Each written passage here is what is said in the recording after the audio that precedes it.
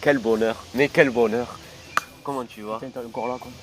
Qu'est-ce qui s'est passé hier? Qu'est-ce qui s'est passé? Il s'est pas passé un petit événement intéressant. Il me semble que ce club a joué quelque chose de très important. Ouais, ce petit club là. Ouais. Ça s'appelle, c'était quoi, une demi-finale du top 14, c'est ça? C'est bien ça. Et, il me semble que oui. Le score a fini à 20-6. Ouais, et du coup, je te laisse compléter ce que ça veut dire. Nous sommes en finale. On est en finale. On est en finale. On est en finale. On arrive. On arrive. Bonsoir, mais c'est vraiment un truc top, voilà, tip top. Ce qui s'est passé hier soir, Martin. Enfin, je te laisse lancer la vidéo, c'est l'habitude. Mais... Oui, bon, déjà, comme il vous l'a dit, bonsoir à tous. J'espère que vous allez tous très très bien. Comme il vous l'a dit, un truc exceptionnel est arrivé hier. Où 7 ans après, qu'est-ce qu'il y a? Le stade est en finale de top 14 et va essayer de remporter le Brennus à la maison. Il reste un pied. Un orteil, un orteil, voilà, que dire, mais comment dire qu'on connaît l'adversaire? On le connaît maintenant. On vient de le connaître depuis quelques minutes maintenant. Et tous les amateurs de rugby, je dis bien tous les amateurs de rugby, attendaient cette finale. Et le 15 juin à 20h45, tu peux annoncer la couleur. C'est un stade toulousain, SM Clermont-Auvergne, qui nous attend au Stade de France. Tout simplement, les deux meilleures équipes de la saison se retrouvent dans ce le premier contre le deuxième, où ils ont sorti toutes les deux un jeu flamboyant. Les deux. Une attaque fabuleuse. Et j'espère revoir un match magnifique. Un match magnifique pour le dernier de la saison. Oui, la finale toujours. De toute façon, je sais que ça va être un match compliqué. Je le sais, tu le sais, tout le supporter, que ce soit l'ASM ou de Stade, on sait que ça va être un match compliqué. Mais avant tout, on va parler un peu du match parce que voilà, c'est le sujet de la vidéo. Toi, je vais te poser une question parce que malheureusement tu n'as pas été au stade.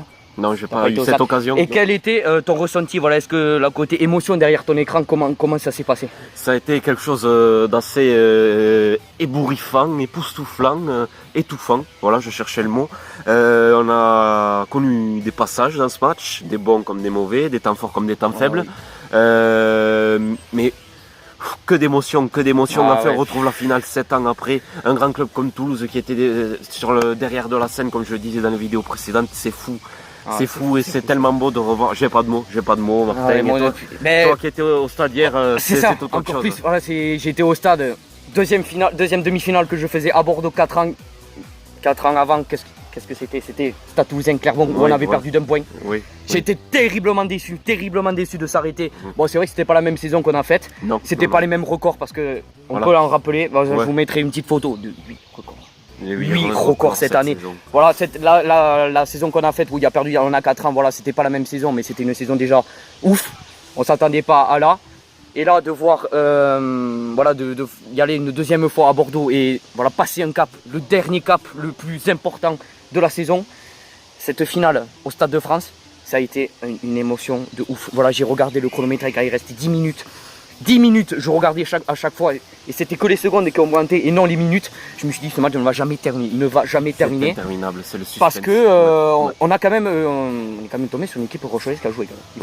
On s'attendait à une équipe rochelaise qui allait tout donner parce que ils avaient rien à perdre vu la saison qu'ils ont fait. Bon, ils se sont rentrés, comme on l'a dit, dans le top 6 à la dernière journée, après le carton face à Pau, comme on l'a dit précédemment. Donc je pense que La Rochelle, hier soir, avait un grand coup à jouer.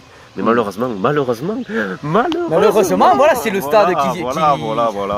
Avec des énormes cadres. Encore une fois, je vais encore parler de deux cadres qui sont passés au-dessus, qui ont su montrer l'équipe vers le haut.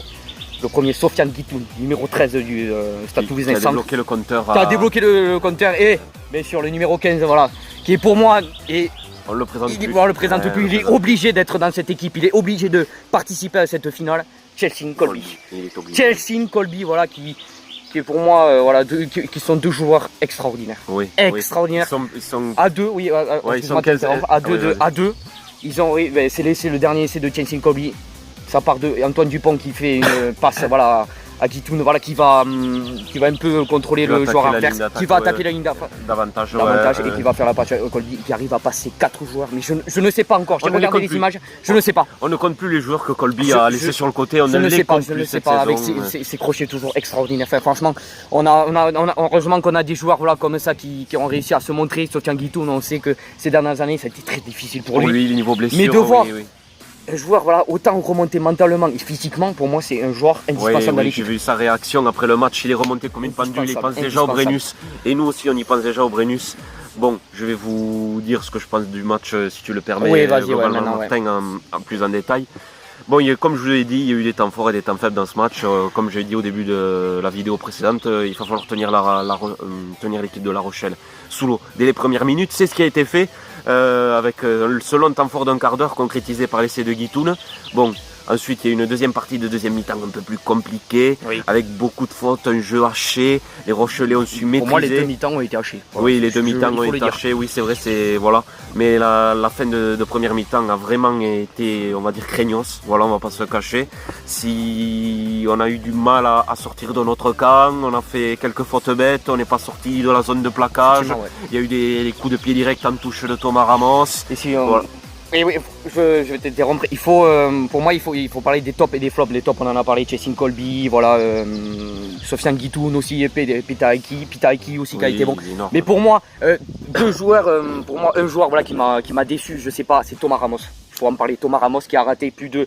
Alors attends, il a raté une transformation, il a raté 2 pénalités, je crois, en première mi-temps. Pour moi, c'est trop. Mais il y a des jours, on le connaît dans le rugby moderne, voilà, il y a des jours avec les demi l'ouverture. Je ne veux pas défendre Ramos loin de là, le contexte, c'était sûr qu'on n'avait pas le droit à l'erreur avec Thomas Ramos, mais bon, avec tout ce qu'il a fait cette saison, déjà il a raté un match. Je pense que c'était un mauvais jour, un mauvais soir pour lui. Moi, la pression, elle était au-dessus.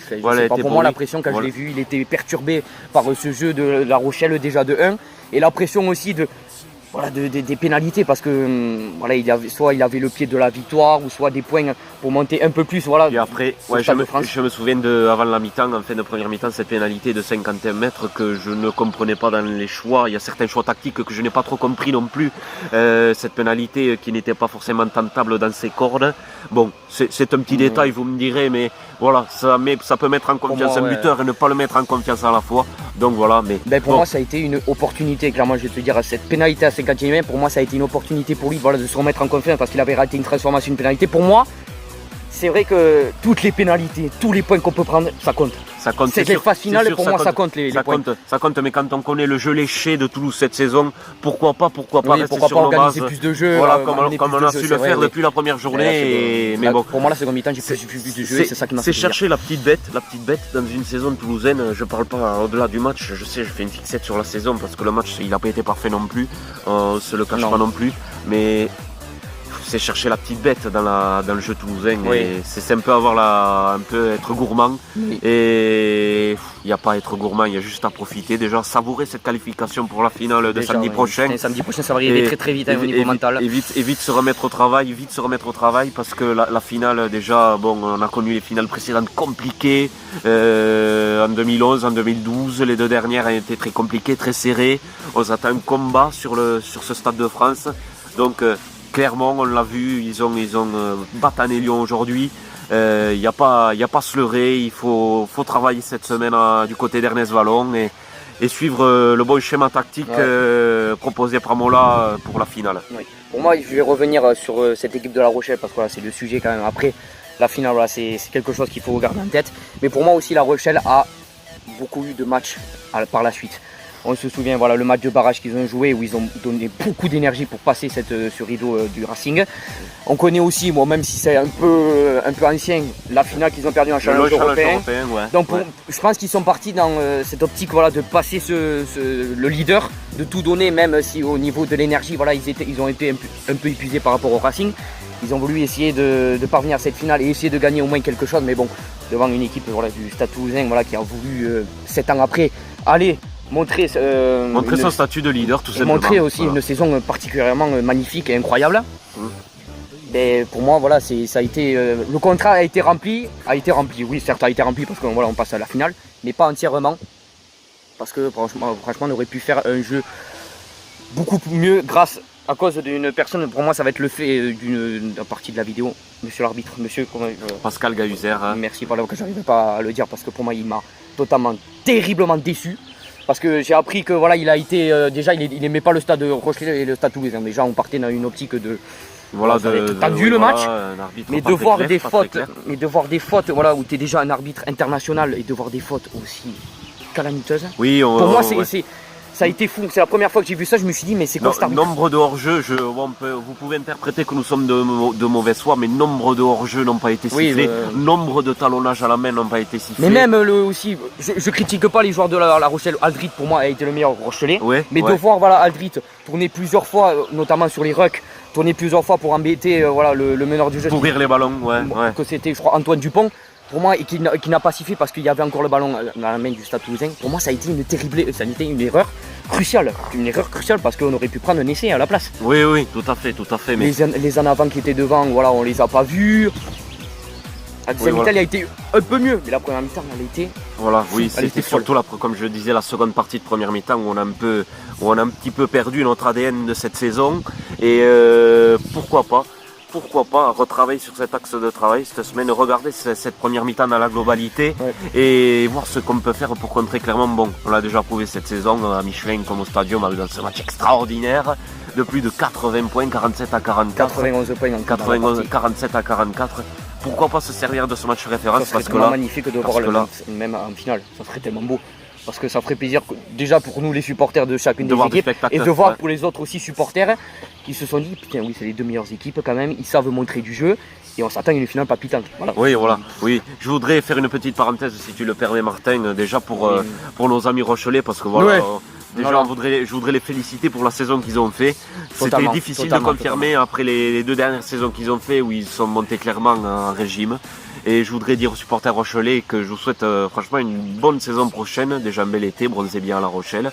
Et on se retrouvera la saison prochaine pour d'autres matchs encore plus palpitants et peut-être à demi-finale, peut-être en finale. On verra. Il faut aussi, entre guillemets, remercier. Voilà, les supporters rochelais peuvent remercier aussi l'énorme travail de l'ancien Toulousain Xavier Garbajosa. Voilà, malheureusement ça vient de chez nous, ça. Voilà, qui s'en va à Montpellier l'année prochaine.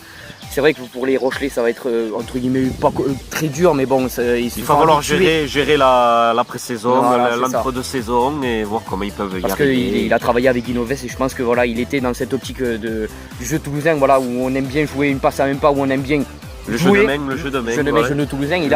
Moi, je l'ai vu. Certaines actions de La Rochelle où ça a été hyper bien construit. Je l'ai vu notamment en seconde mi-temps où ils ont mis de suite l'impact. Nous ont mis de suite en difficulté, malgré avec un rideau très défensif, très défensif où ils nous ont mis que ce soit dans les rucks. Je t'en avais parlé aussi de la dernière fois au niveau des rucks, au niveau des avants où ils ont été très forts. Mais pour moi, voilà, ils ne doivent pas se plaindre voilà, par rapport à cette demi-finale. Vous avez fait un parcours magnifique, que ce soit challenge européen ou au niveau championnat aussi. Une très belle équipe de La Rochelle et c'est ce qu'on très belle équipe. Et donc, vous avez un avenir, vous avez un très grand avenir, je vous le dis. Alors Martin, maintenant je vais, comme il reste peu de temps sur la vidéo, je vais te laisser parler.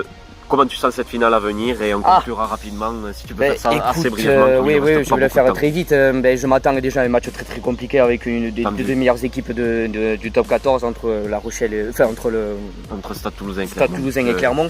Je m'attends aussi à un match pareil qu'au Stadium. C'est-à-dire avec beaucoup de percussions des deux côtés. Un jeu ouvert.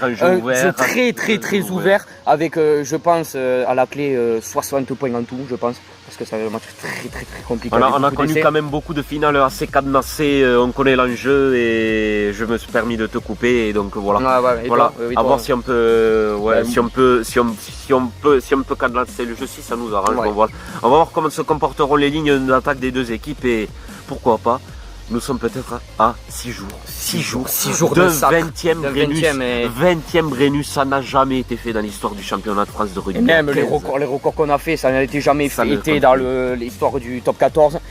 Et c'était un pronostic, voilà, moi, très courte victoire toulousaine, mais restons méfiants. Comme je l'ai dit, il faut travailler cette semaine à Ernest Vallon, comme ils l'ont fait depuis le début de la saison. Mais pourquoi pas rêver, continuer à rêver, on peut se le permettre. Moi, comme tu dis, on voit un match très ouvert, très serré des deux équipes où ils vont vouloir gagner le sacre du top 14, c'est-à-dire le bout de bois, le Brennus que nous on a gagné 19 fois et peut-être la 20e est Clermont qui ont perdu tellement de finales, où on espère voilà, une très très belle finale. Ouais. Et une bonne chance aux supporters clermontois. À nos amis clermontois moi, qu'on salue. Moi je dis clairement plus de 60 points dans la partie. Moi je te le dis, plus de 60 points dans la partie. C'est à voir. Voilà. Je te laisse conclure, Martin, il nous reste écoute, merci, merci à vous pour avoir suivi. N'hésitez pas, le petit pouce bleu. Et merci encore de ta compagnie. C'est formidable. Et voilà. On le dit à la Toulousaine. Je suis très content. Et je vous le dis maintenant, pour pas te décevoir, voilà, j'ai eu les places pour la finale. Et vu que tu n'as pas assisté, bon voilà, je t'offre le billet. Merci beaucoup. Merci beaucoup. Le billet du Matmut Atlantique. Voilà, je sais que tu n'as pas assisté, mais je te l'offre quand même. C'est un souvenir. Merci beaucoup. Merci et je vous dis à la prochaine. Ciao. Ciao.